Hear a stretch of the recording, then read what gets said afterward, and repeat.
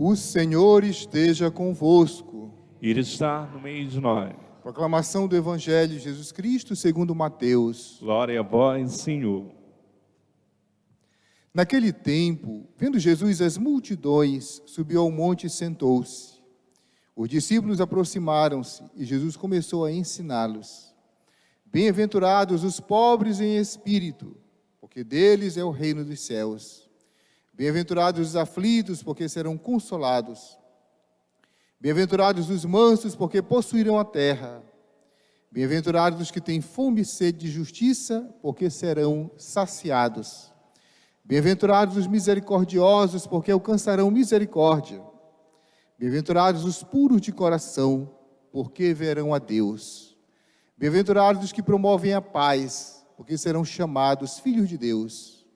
Bem-aventurados os que são perseguidos por causa da justiça, porque deles é o reino dos céus. Bem-aventurados sois vós, quando vos injuriarem e perseguirem, e mentindo, disserem todo tipo de mal contra vós por causa de mim. Alegrai-vos e exultai, porque será grande a vossa recompensa nos céus. Palavra da salvação. Glória a vós, Senhor. Estimados irmãos e irmãs, povo de Deus, celebramos a solenidade de todos os santos e santas de Deus. Primeiramente, queremos lembrar que só Deus é santo. Deus é o totalmente outro, o sagrado, o perfeito, o transcendente.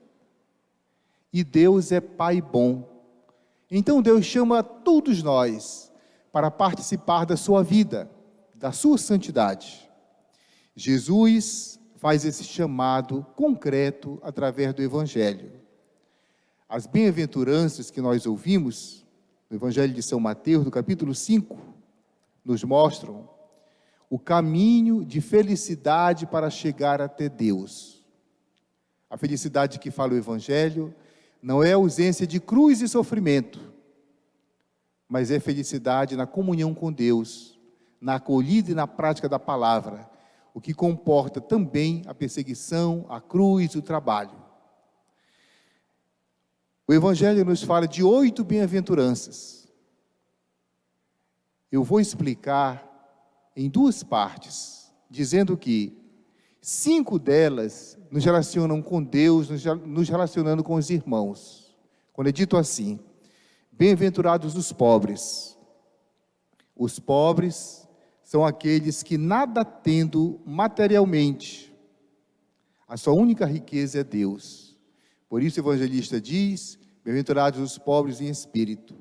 Bem-aventurados os aflitos. Sendo pobre, a pessoa é afligida, é sofrida, é abalada pela vida. E aqui é dito, Deus consolará.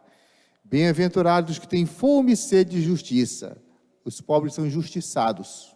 Não têm o suficiente, não têm o necessário. Muitas vezes injustiçados.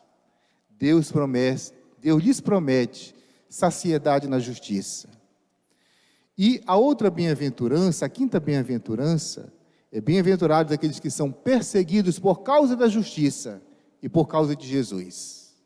Essas 5 primeiras bem-aventuranças, os pobres, os aflitos, os mansos, aqueles que são perseguidos por causa da justiça e por causa de Jesus. Esses aí, essas bem-aventuranças, nos relacionam com a sociedade humana, com Deus e com os irmãos. Os pobres, os sofridos, os aflitos, os amansados, os perseguidos por causa da justiça. Aqueles que têm fome e sede de justiça e muitas vezes não são contemplados. Essas 5 bem-aventuranças nos mostram que as relações humanas, as relações sociais, as relações eclesiais, pobres, aflitos, amansados, com fome e sede de justiça, perseguidos por causa da justiça ou por causa de Jesus, esses aí têm que ser contemplados e Deus lhes promete saciedade. Deus lhes promete que virá ao seu encontro, eles não serão ovelhas sem pastor. Por isso Jesus diz, bem-aventurados os pobres, deles é o reino. Os aflitos serão consolados. Os mansos possuirão a terra, os amansados, os sem voz e sem vez, Jesus diz, possuirão a terra. Os que têm fome e sede de justiça e não veem seus direitos contemplados, Deus virá ao seu encontro. E aqueles que são perseguidos por praticar o bem, a justiça e a verdade, aqueles que são perseguidos por causa da palavra, por causa de Jesus, por causa do testemunho do bem, Jesus diz, eles receberão a recompensa. Deles é o reino, serão contemplados na glória. As 5 bem-aventuranças, essas 5, nos relacionam com Deus e com os irmãos.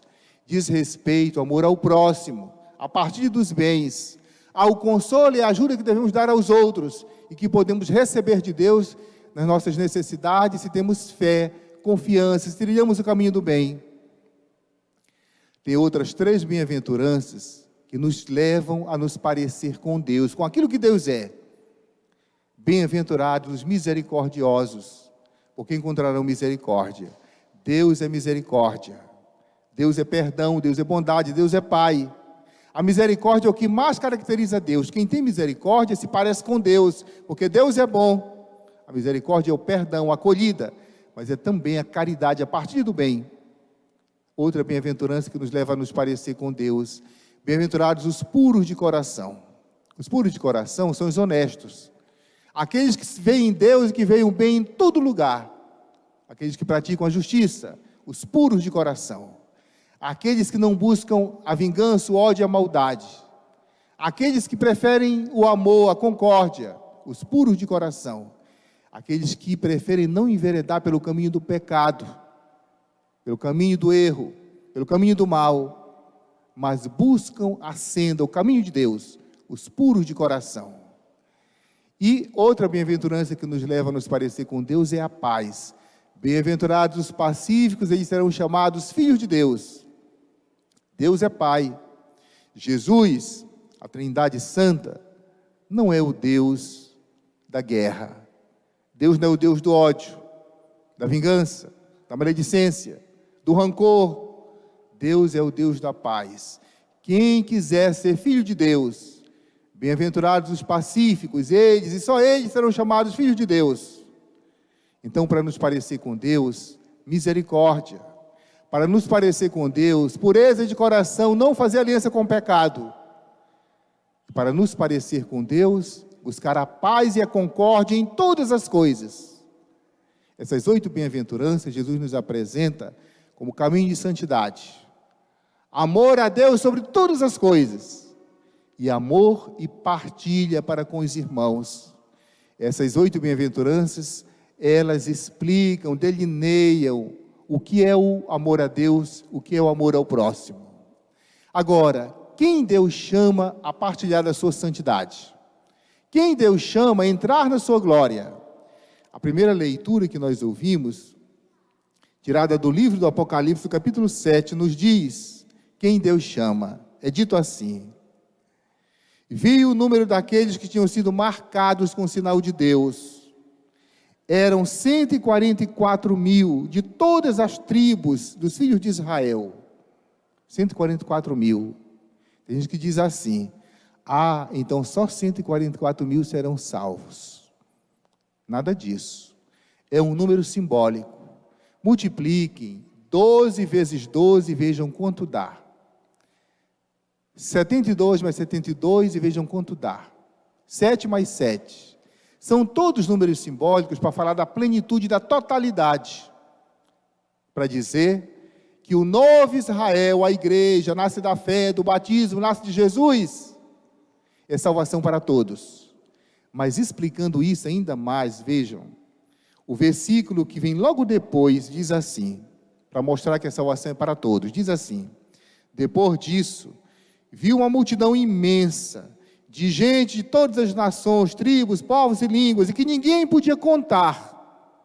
Estavam de pé diante do trono e do Cordeiro, trajavam vestes brancas e traziam palmas na mão.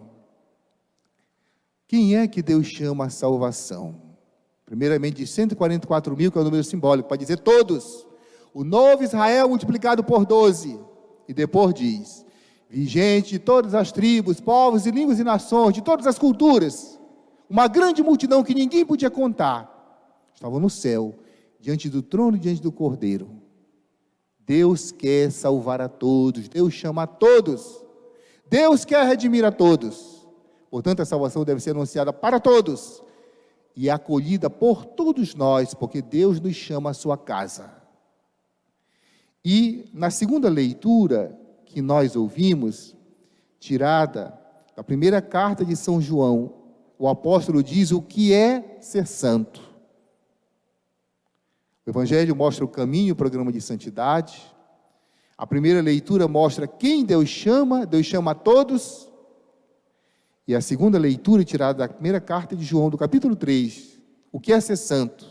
Olha o que o apóstolo diz: caríssimos, vede que grande presente de amor o Pai nos deu, de sermos chamados filhos de Deus, e nós o somos.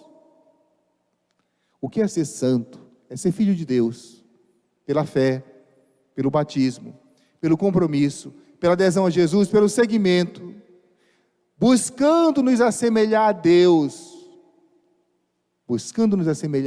pela misericórdia, pela pureza de coração, pela paz. E se somos pobres, aflitos e sofredores, carregamos a cruz.